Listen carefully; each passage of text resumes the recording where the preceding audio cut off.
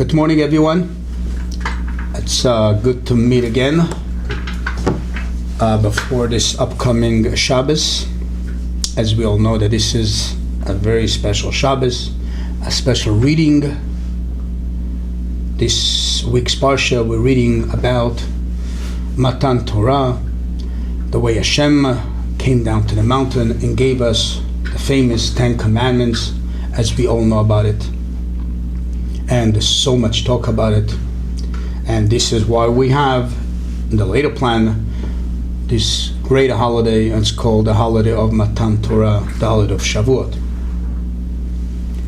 Just to share one short thought regarding this whole idea, that many are asking this question, that when we're talking about such an important parsha, such an important story, and that's not just a story, this is the foundation of being Jews, the first great bond between Hashem and Am Yisrael, as we learned that it's the first time when Hashem came down to us in order to connect with us by giving these 10 Commandments.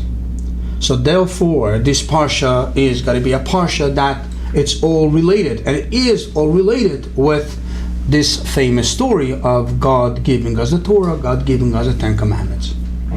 And therefore, many commentators asking the question, why is it that such a beautiful parsha, what is it begin?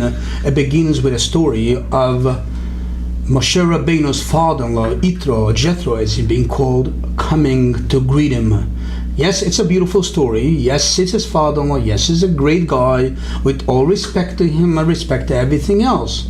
But when we are talking about such a beautiful, important, great parsha of receiving the Torah, what does this have to do? Like, it looks like this is the beginning of receiving the Torah. Beginning of receiving the Torah is about the idea that his father-in-law Yisro coming to see him. And as we said, a lot of commentators talking about it, and there's many explanations.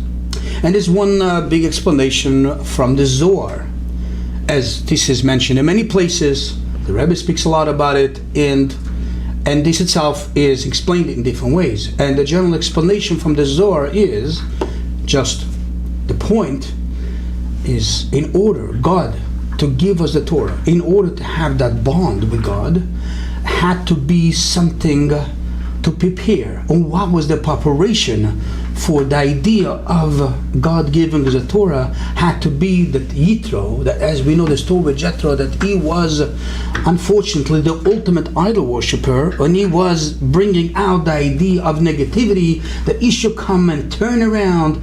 And as he said, Ata Yadati, now I know that God is the greatest. So only when he came and he turned around from where he was, and he now is admiring God and he's admitting to Hashem, this is how God gives us the Torah. And this is the explanation of the Zohar, that he says this is why the parsha begins with the story of Yisro, to tell us that prior of giving the Torah, we first had to make sure that the negative is being transformed to positive. Only then this is when Hashem comes and he bonds with us, and we become the Am Yisrael connected to Hashem. That's the way the Zohar explains. Again, there's many more explanations. In that is a lot to talk about, but I just want to share one short lesson regarding that. Because as we always know, a story in the Torah is just not just a story, this is a lesson to us. And what is the lesson related to us in a parsha like this, that we are receiving the Torah, that we are becoming Am Yisrael? Hashem gives a very strong message in this parsha. When he tells us, is like this: we are great people, we are Jews, we are fine people, we have great souls, great neshamas. But at the same time, we also have the Yisro, the Jethro, that's part of us. And this is the animal soul, the negative of us. And this is what this parsha teaches us. If we want to receive the Torah and again, if we want to have the great bond with God, the way the bond was at this moment when God gave us the Torah, there's something to be done before. And what has to be done before? It's not enough that our soul, it's not enough that our positive, a great neshama wants to bond to connect to Hashem. We got to work also with the Jethro of us. What is Jethro of us? This is our body. This is our evil part.